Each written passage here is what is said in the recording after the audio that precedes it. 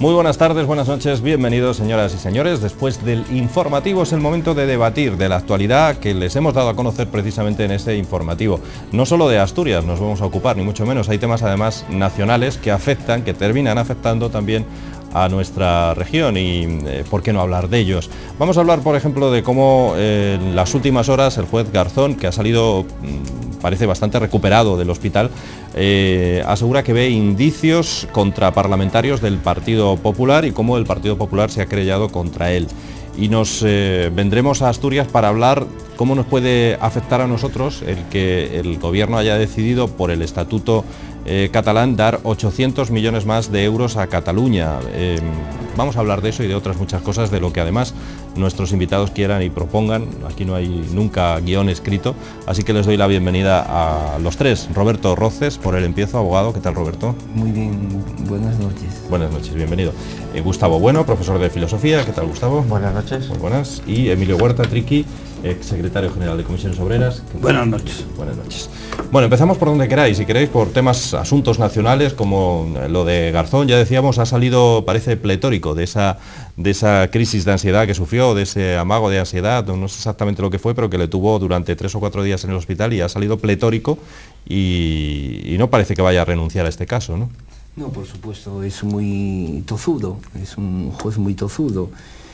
Vamos a ver, yo pienso que se metió en un buen lío, sin conocer a fondo el caso, las diligencias previas de esta trama de corrupción.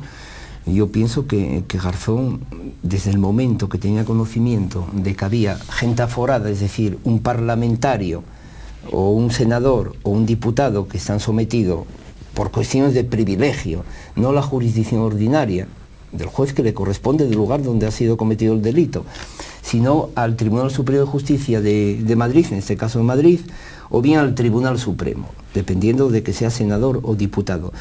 Yo pienso que se metió en un buen lío.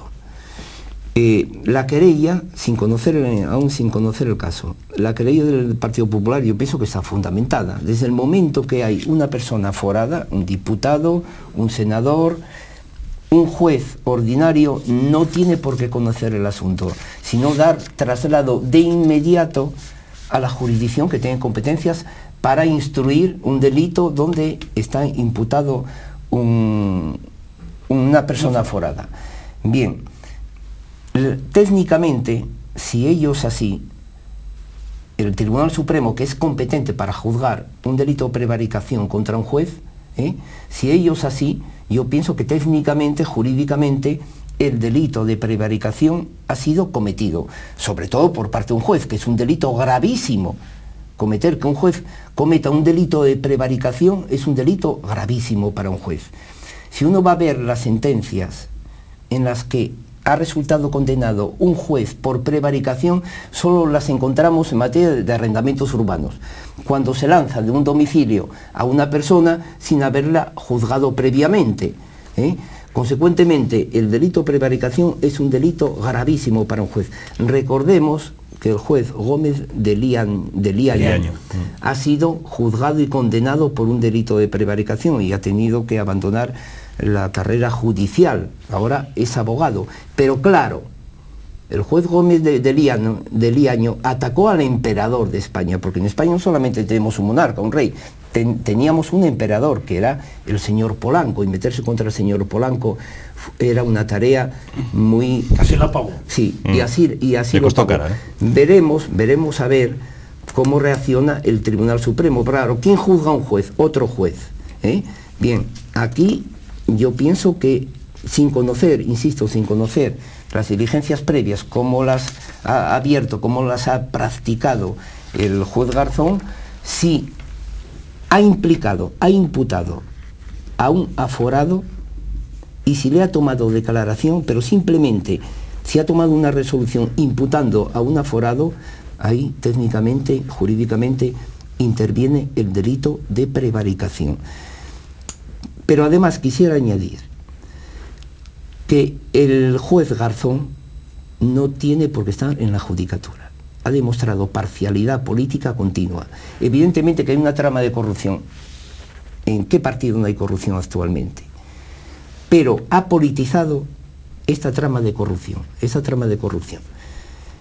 El juez Garzón hace tiempo que tenía que haber sido expulsado de la carrera judicial, no solamente con el asunto de las conferencias en los Estados Unidos, donde cobró 1,5 millones de euros por dar unas conferencias financiadas por el señor Botín, presidente del Banco Santander, que seguidamente archivó una querella que tenía en su juzgado con el señor Botín, sino por la imagen que salió en el diario El Mundo, que el juez tiene que tener como mínimo, ya sin entrar en la crueldad de matar a unos animales indefensos, sino la fotografía que salió es una imagen que no tiene nada de decorosa, y simplemente por eso el Consejo General del Poder Judicial le tenía que haber abierto un expediente. Gustavo, por favor. Bueno, después de esta defensa apasionada que has hecho del juez Garzón, pues casi lo... Hombre, vamos a ver, Garzón es una anomalía de la democracia. Es decir, el propio concepto de juez estrella es una cosa ridícula. La Audiencia Nacional es también muy discutible la función que ocupa hoy día, y lo que no deja de sorprender a cualquier observador, aunque no sea muy atento, es que todos los grandes casos que ha habido en España de operaciones antidroga, de operaciones antiterror, siempre está el juez Garzón.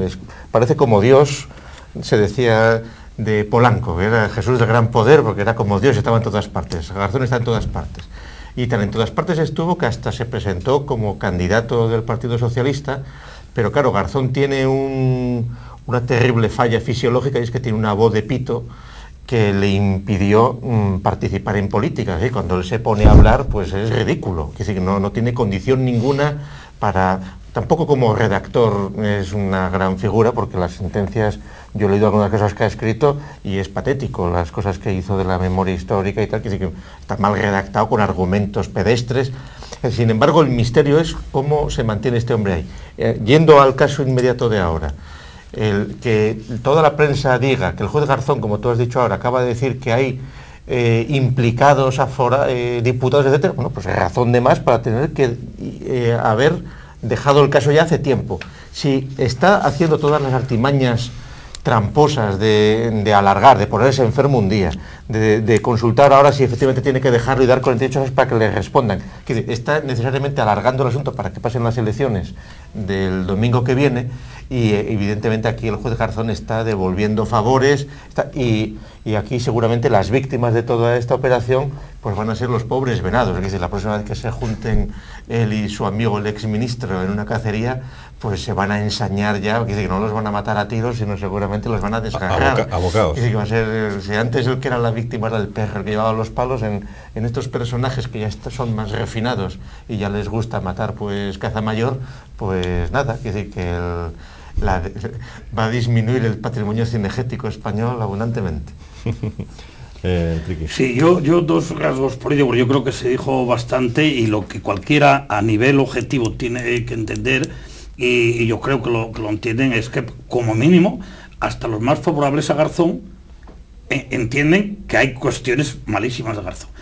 En la judicatura se habla cantidad de él en relación, vamos, es un mal instructor, creo que es pésimo instructor y demás, pero bueno, que es figura lo ve cualquiera, cosa que es malo, que es como le pasa como cuando empezó a un banquero de antiguo que trabajaba para lo que trabajaba, eran más serios y la cosa, y salió el gominas aquel y distorsionó toda la figura, solo parecía salir en la prensa rosa, y son cosas que no se ve.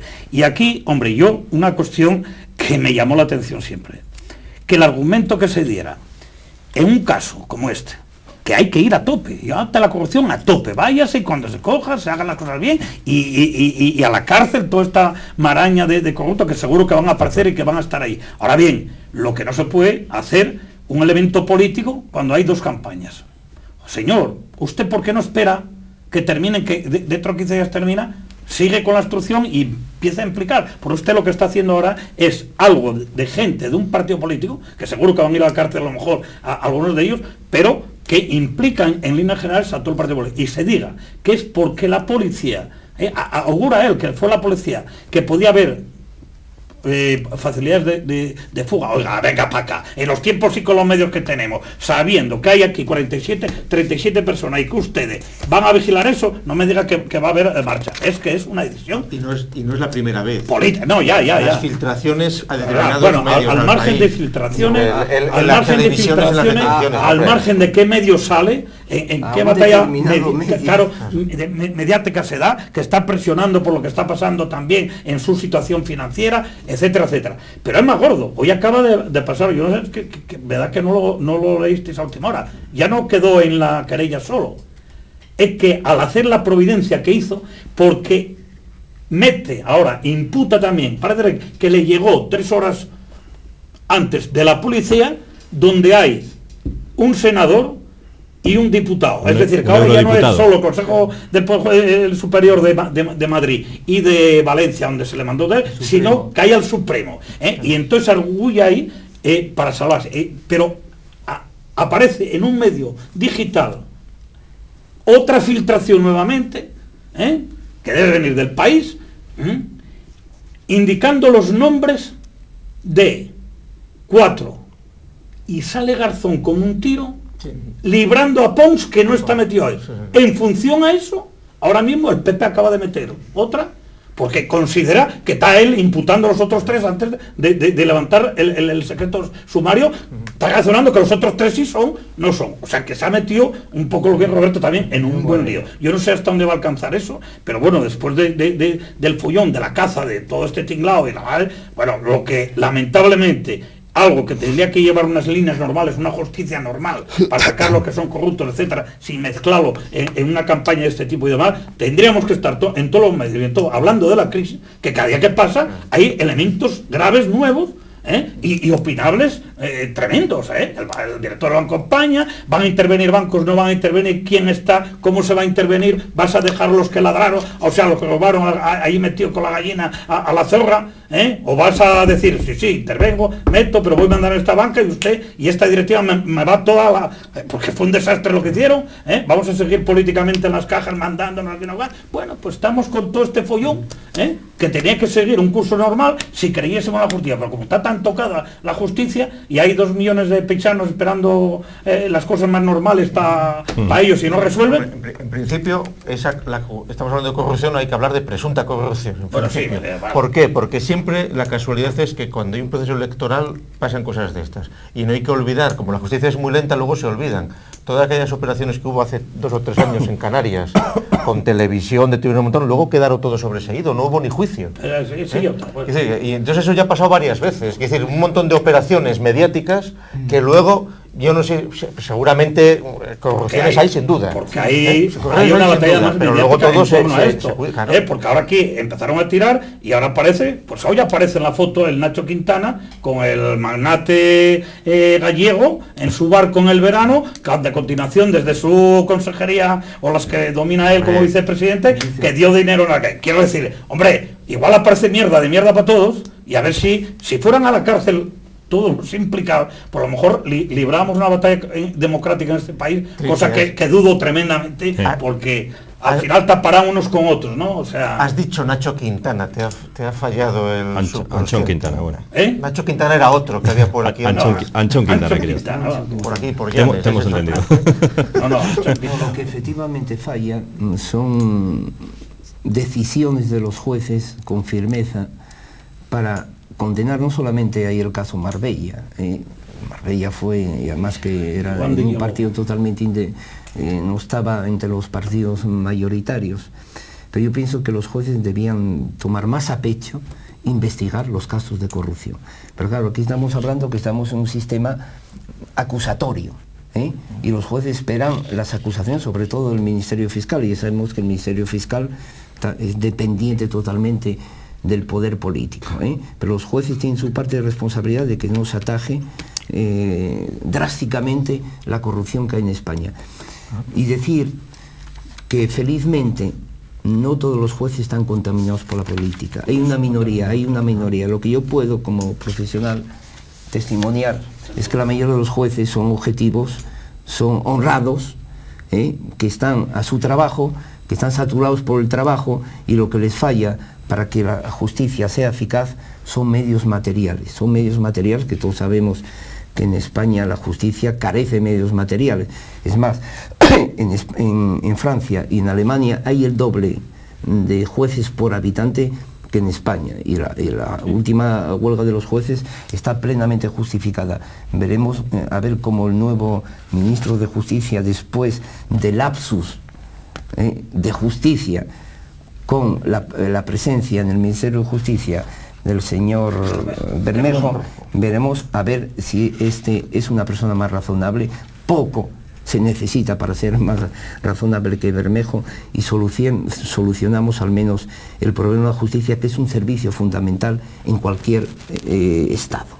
Bueno, lo cierto es que lo hemos hablado más de una vez, quizá no debamos extendernos demasiado sobre esto, pero lo cierto es que la democracia interna en los partidos es más que dudosa. Lo digo por lo que está ocurriendo también en el Partido Popular en Asturias, donde más de 200 cargos públicos afines a el candidato perdedor, a Juan Morales, acusan ahora a Ovidio Sánchez de, una vez que ganó, a acudir a represaliar a estas juntas locales, ¿no? Hay varias que han salido hablando de este asunto, entre ellas, por ejemplo, la de Villaviciosa, ¿no? Entre ellas. No sé qué queréis opinar sobre esto, por si queréis decir algo en concreto. Yo simple, partiendo de eso, pero que en todos los partidos cuecen habas, sí, sí, y hace, porque es el funcionamiento. Es el gran problema que hay aquí, porque yo estoy de acuerdo, y creo que estamos todos de acuerdo, y la sociedad no va a pensar que todos los jueces son corruptos, ni que todo eso. Saben que hay jueces que se dejan manipular tremendamente por el poder político, y que hacen algunos verdaderas barbaridades. Por decirlo de paso, que todavía ese juez que está justificando el meter medio año de cárcel al paisano que robó media barra de pan para comer, que a mí ya me lo pueden poner como quiera, y que me lo quiera aducir ahora, que es que cogió a la tía, haga el favor, para comer, cogió y empujó a la paisana y cogió la barra de pan y comió, y que pasa media hora. Pero ¿a dónde voy? El gran problema es el sistema, que aquí tanto los dos partidos grandes de este país tuvieron ellos en el gobierno en su momento, pero nadie quiso reformar en condiciones el sistema judicial. Y es decir, siguen con las cuotas para mandar, porque quieren librarse ellos. Hay que decirlo así, ellos y sus amigos los tienen ahí para cuando entran a coger los grandes maletines, o el que roba, o el otro, el de la banca que no entró en prisión en ese momento, para manejarlos, y no quieren decir, oye, no, lo eligen entre ellos, hagan una bicha democrática, efectivamente, para que tampoco hagan castas o no sé qué, pero sacar la mano de ahí.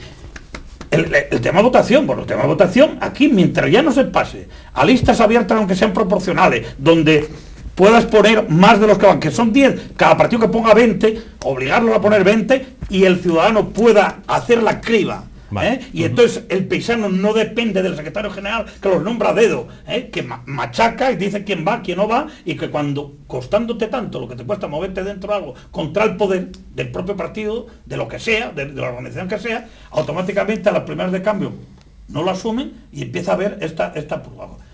Gustavo, esta prueba. Es que está fallando el sistema en la democracia Un partido, por definición, yo lo he dicho aquí también, no puede ser democrático. Es decir, un partido tiene que tener un mecanismo democrático de elección, pero una vez que se toman decisiones, el partido tiene que ser una piña. Y entonces lo que sucede también es que en el PP ahora, seguramente, en la crisis en la que está atravesando, pues hay una serie de luchas por el poder de distintos grupos, etcétera, muy aireada por la prensa, cosa que, por ejemplo, internamente seguramente pasa lo mismo en el PSOE, pero eso no sale a la luz. Es decir, que saben lavar los trapos sucios dentro. El problema estructural de los partidos, enlazando con lo de la corrupción, es que lo que no está resuelto es el sistema de financiación de los partidos, es decir, casi están obligados a tener que financiarse por procedimientos non sanctos, delictivos, y entonces esa es una cuestión muy delicada. Y luego, bueno, pero esto es el procedimiento de la partitocracia en la que nos hemos ido metiendo esos 30 años, que el mayor absurdo seguramente es la profesionalización de tantos políticos que se ha producido en los últimos años. Es decir, los cargos políticos no tenían por qué estar profesionalizados, es decir, que sí, es un tiempo que un profesional se puede dedicar a la política, pero que tiene que tener otro oficio, otra actividad, saber hacer otras cosas. Es decir, el haber generado ya personas como, por ejemplo, Zapatero, es decir, que fue puntualmente profesor ayudante de la Universidad de León o de unas clases, pero que son profesionales de la política, es decir, están durante años y años ahí. Eso es lo que ya crea una serie de mecanismos internos, de dependencias, de poderes, de grupos, de bloques, que eso marca un sistema partitocrático, que es seguramente lo que se quiere obtener y conseguir para mejor pues dirigir entre dos grandes partidos, tal, pues manejar toda la cuestión. Ahora, eso pues, si por lo menos estuviera financiado bien, permitiría que hubiera unos criterios de transparencia, porque claro, ¿qué pasó después de Malesa, Filesa y Time Sport? No pasó nada. Que de ahí la justicia no pasó nada, que todo el mundo tuvo conciencia de que se habían faltado millones y millones de pesetas, pero ningún partido de verdad se comprometió a resolver esas situaciones. Y entonces eso da pie pues a que sucedan cosas como lo de Marbella y como otras tantas que no nos enteramos y que no nos enteraremos, porque seguramente eso es toda la grasa que se necesita para mantener el sistema, y que al fin y al cabo es el chocolate del loro seguramente. Es decir, el chocolate del loro, y que sirve muy bien para disimular pues otros grandes negocios que se hacen, etcétera.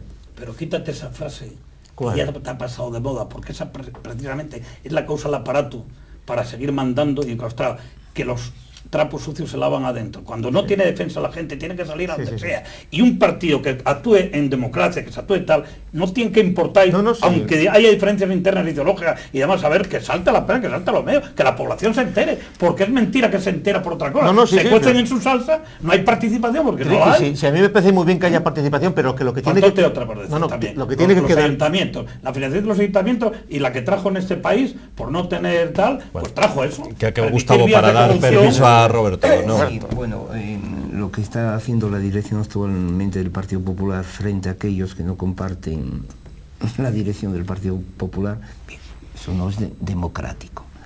Es la noche de los cuchillos largos. Bien, los partidos políticos es una lucha por el poder interno.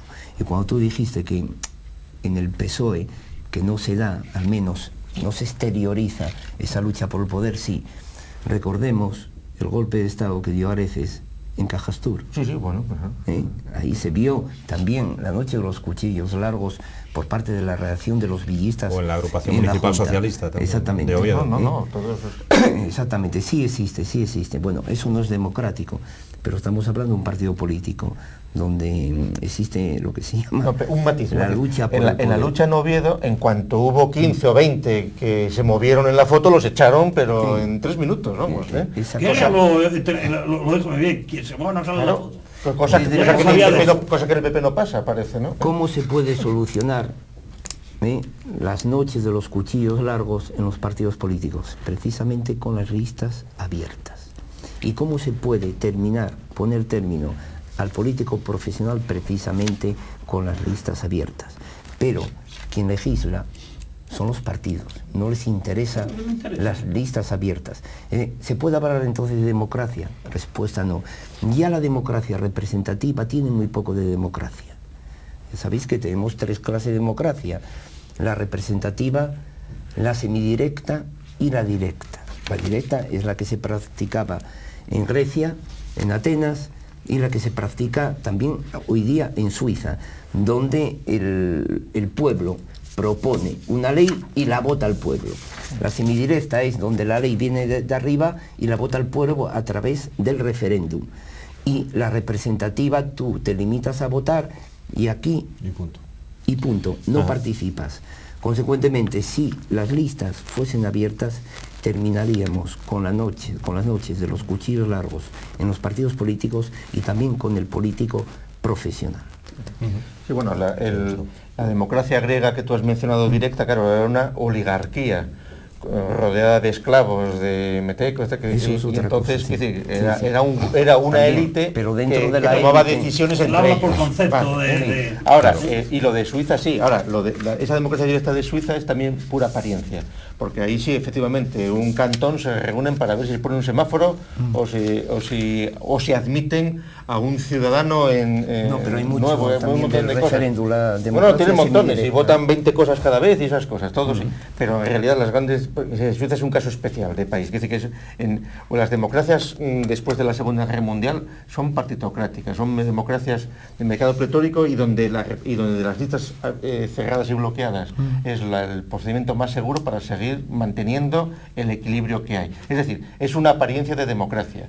Y entonces, pretender que haya democracia interna en un partido, pues es pretender lo imposible. Es decir, un partido, como cualquier organización jerárquica, tiene que tener unos mecanismos internos de selección, etcétera, pero después se supone que el partido es como no puede haber democracia en la Iglesia Católica o en una orquesta. Entonces, la consecuencia es que el mito es el de la democracia en el que estamos, es un mito total y todavía alguna gente se lo cree. Recordemos a los telespectadores que democracia significa el mando del pueblo. ¿Qué hay? ¿Quién es el pueblo? Bueno, a ver, cambiamos de asunto. Parece que no va a tener demasiado éxito esa idea lanzada hace unos días por la consejera de Bienestar y Vivienda, Noemí Martín, acerca de que en apenas 6 meses se va a poner a comprar viviendas, 300 en concreto, a promotores privados. ¿Para qué? Para sacarlas después en alquiler a gente que no puede pagarlas, en alquiler por tanto económico, ¿no? Sufragado por el Estado esa compra de viviendas. Pero digo que no va a tener demasiado éxito porque, claro, ofrecen por las viviendas menos de 90.000 euros y los promotores privados ya han dicho que de eso nada y que con ese precio no cubren ni los gastos. O sea que nos quedamos quizá sin una de las iniciativas estrella a la hora de este gobierno regional, a la hora de conseguir que los ciudadanos tengan acceso a la vivienda. ¿O qué pensáis, Roberto? Nos quedamos, por una parte, sin una iniciativa muy bien definida, estrella, de este gobierno, y nos vamos a quedar sin constructores. Porque o venden a ese precio o se quedan con los pisos. O se quedan con los pisos. Lo que no puede ser es que en un país con un salario mínimo de 600 euros, el metro cuadrado de una vivienda cueste más que en Suiza y el alquiler sea más caro que en Suiza. Tenemos constructores que sus beneficios subían por encima del 300% de la inversión en un país con un nivel económicamente muy bajo, lo que no se podía era vender los pisos a esos precios. Bien, que no aceptan vender a 90.000 euros una vivienda de 70 metros cuadrados aproximadamente, muy bien, pues nos quedamos sin constructores. Y ahí quedan las viviendas. En su día saldrán al mercado por un valor que realmente tienen. Bueno, pero lo que es ridículo es que un gobierno socialista se plantee ponerse a estas alturas de la jugada a comprar viviendas que no han vendido los constructores. Es decir, si los constructores en una economía de mercado libre han hecho unas viviendas y no las venden, pues ¿qué se le va a hacer? ¿Que las vendan más baratas o que se queden con ellas? Y si de verdad hay una necesidad social de viviendas, cosa que yo dudo absolutamente, porque hay un parque de 2 millones y pico de viviendas, hay pisos sin alquilar. Otra cosa es el fracaso que han tenido con la ayuda a los alquileres, que lo único que han logrado es subir los precios de los alquileres, encarecer los alquileres. Entonces, si de verdad hubiera una demanda social grande, pues ahí está, empresas públicas que se dedican a construir pisos, pero mantenidos, pagados por el Estado, no tener que comprar ya, o por la administración regional, vamos, no tener que andar comprando viviendas ya hechas y que encima con estas exigencias no tiene ningún sentido. Es absurdo. Acabo de venir de un congreso y me alegró mucho ver al secretario general confederal de Comisiones Obreras que entró en ese tema, pero además tajante en ese sentido, ni entró en esa polémica. Para nada partidario de tener que comprar esos pisos a la gente. Los hicieron en el plan que lo hicieron, que lo vendan donde puedan, y buscar otras vías, en todo caso, o bien a través de cooperativas o lo que tenga que ser, a precio donde se compre el precio del suelo al nivel que tiene que estar ahora real, que para eso tal, y encima mira, van a competir con los que tienen ahí. ¿No queréis bajar el piso? ¿No queréis hacer esto? Pues si el mercado ahora la realidad dice que es esto, vamos a hacerlas así para ponerlas en alquiler, o por la vía de buscar ya el mecanismo donde insuflar el dinero precisamente para salvar a la gente que hoy tiene problemas con sus hipotecas, porque efectivamente lo de la demanda todavía no está estudiada y hay un parque de viviendas tremendo que eso para ajustarlo va a llevar, y aquí hay un peligro mayor, cantidad de trabajadores que ahora mismo están ahogados porque perdieron el empleo y demás y tienen una vivienda que está peor que los Estados Unidos porque no pueden ni devolverla. Claro, sí, sí. Ese es el problema. No, que puestos a ayudar, que ayuden al que no puede pagar la hipoteca, no comprarse... Volviendo a tal, yo creo que es una mala medida, y quien salta ahí son los jordanes de siempre, que estuvieron tirando el teto continuamente en esta región, ganando dinero a las puertas. ¿Dónde lo tienen? ¿Dónde está todo lo que ganan? Triqui, pero ¿Que están en Rumanía haciendo viviendas? Que están algunos. No, pero en los países del este haciendo viviendas, haciendo el otro chollo allí, y encima se quiere que se la compre aquí. Que se las fumen. Que se las fumen. Y que busquen políticas de otra manera para efectivamente conseguir por la vía de renta o por la vía de proteger al trabajador ante la situación grave que tiene con sus hipotecas. Ya está bien de que tiren del teto aquí hasta un proceso como este, que está viéndose cayéndose todo y todavía salen sin sonrojo. Gustavo. No, pero los que quieren ahora tirar... Ahora sálveme el mercado usted. Y además sin perder un duro, No, ganando todavía no sé cuánto. A ver, Gustavo. Triqui, hay toda otra capa de los que quieren tirar del teto, que es toda la clientela de quienes están en el poder, incluso quienes están promoviendo estas normas desde determinados grupos coaligados, que tienen seguramente un montón de gente encantada de poder acceder a estas 300 viviendas que va a comprar el Principado y que las van a alquilar en condiciones estupendas. Es decir, es una cosa que está tan sucia, que lo ridículo es en una situación en la cual está el Principado teniendo que dejar de hacer obras públicas, que el famoso matadero ese que hay entre Unquera y Llanes no lo van a terminar nunca, que se les ha estropeado la máquina del agujero que estaban haciendo en el Guarna, que ahora digan que se van a gastar no sé cuántos millones en comprar 300 viviendas para quedarse la administración con ellas. Hombre, por favor, eso es una cosa de cachondeo. Hay una realidad que es el motor de la economía. Hay un motor de la economía que está ahí durmiendo de viviendas que no se venden, porque la economía española es el ladrillo y el visillo. Fue. Y hay que darle... España no tiene industria ni tecnología. Bueno, pero es que no podemos tener 4 viviendas cada persona, a esta economía que nos viene de muy lejos. Y hay que darle una salida a esas viviendas, porque comprar una vivienda significa hacer funcionar la economía. Bien. Y si hay una posibilidad de que estos avaros, estos usureros de constructores puedan vender a 90.000 euros y se puedan vender esas viviendas, pues bien, se relanza un poco la economía. Hay que ser también realistas, y yo soy partidario de que el Principado intente conseguir viviendas de 70 metros cuadrados a 90.000 euros, a ver si puede tener una salida, no solamente para que hay mucha gente que no tiene vivienda, sino al mismo tiempo para hacer funcionar un poco la economía. Pero es más, lo que dijo Triqui, yo estoy plenamente de acuerdo con él, y hace tiempo que yo lo mantuve en los medios de comunicación, es que la administración pública, y en este caso SOGEPSA, no solamente debería dedicarse a gestionar el suelo para construir viviendas y también naves industriales, sino al mismo tiempo a construir, que no tendría fines lucrativos, y consecuentemente las viviendas tendrían un precio mucho menor, incluso menor que el precio que tienen de protección oficial. Mire, mucho. ¿Por qué no se dedica SOGEPSA a construir? Simplemente es contratar un arquitecto y una empresa constructora, y sin fines lucrativos, simplemente hacer un beneficio para pagar los gastos que tiene SOGEPSA. Hace tiempo que yo lo dije, pero SOGEPSA está controlada a un 50% por los constructores. ¿Qué pintan en una entidad pública los constructores? Triqui. Bueno, ¿y qué pintan partidos de izquierda estando metidos en Progea, por ejemplo, con la trama de la hoz y el ladrillo, haciendo pisos de lujo, no precisamente viviendas sociales? Es decir, que aquí está todo sucísimo. Claro, pero y entonces hay que hacer novedad. Claro. Y seguro que hay en Gijón, con una ley en condiciones ayudando, por la vía de cooperativismo, se pueden hacer cuestiones importantísimas, rebajados de precio, porque es nada más para pagar, efectivamente. El arquitecto gana lo que va a ganar, el aparejador lo que te va a ganar, los técnicos que te van a hacer lo que van a ganar, no van a perder. No está ahí el tema, sabiendo comprar, ahora mismo sobre todo, que el precio del suelo va a tener que bajar por leches, porque el mercado va a tener que ajustarse, y si no se lo comen el terreno, se comen las casas que tienen hechas y demás.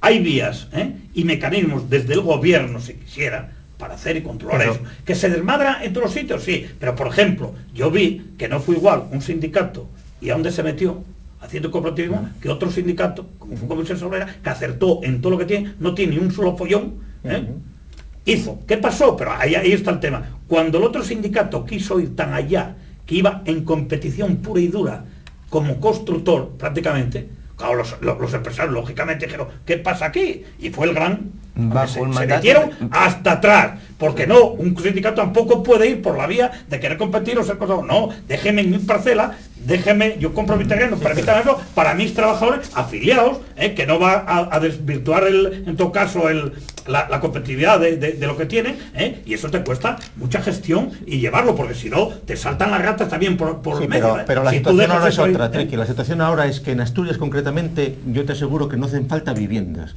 La población no ha aumentado, está estancada. Hay un parque de viviendas sobrantes inmenso, es una cuestión de reparto. Hay cantidad de viviendas vacías que han sido compradas por gente que la compraron como segunda vivienda para especular con ella pensando que la iba a vender, que ahora no pueden pagar la hipoteca. Es decir, la situación ahora... aquí no se van a construir viviendas en años y años y años. En años y años y años no se van a construir viviendas. Con lo cual el asunto es distinto. Es decir, aquí todo lo que fue motor la vivienda ya nos lo hemos comido y ya lo hemos aprovechado y ya está todo amortizado. Y tardaremos años en realimentar eso de nuevo. ¿Sabes dónde está el mercado ahora de chollo? Y ahí va a pasar un poco con los pisos. En las joyas y en todo esto.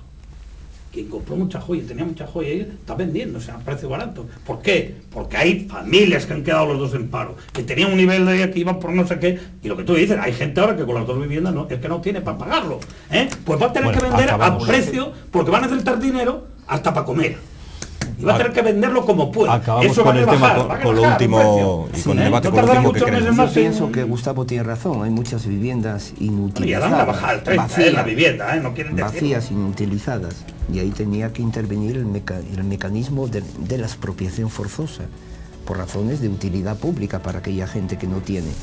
Y así economizaríamos suelo y sobre todo no hay tanta respeto. gente que no tenga vivienda. No hay tanta gente que no tenga vivienda.